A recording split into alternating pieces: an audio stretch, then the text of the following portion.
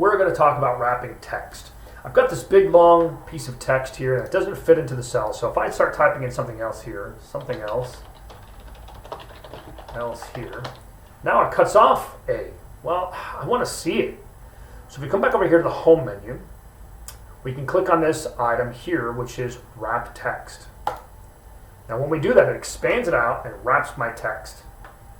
And then here we can decide if we want that left centered or right justified, or if I want it centered in the field, in the cell. So let's say I expand my cell out a little bit, and it's all up here in the top corner. I don't like that. So I can center it in the cell. It's still left justified, and then I can center it this way. And then of course if I adjust my cell size,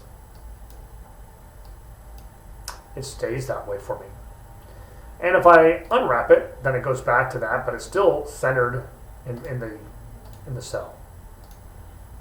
But you can make all kinds of different things. And of course, if I merge my cells together and I wrap it, then I can do different things with that. So maybe I want it at the bottom corner, I want it in the centered, however you want that really set up, but you can wrap your text like that. And if you undo it, you can unwrap it.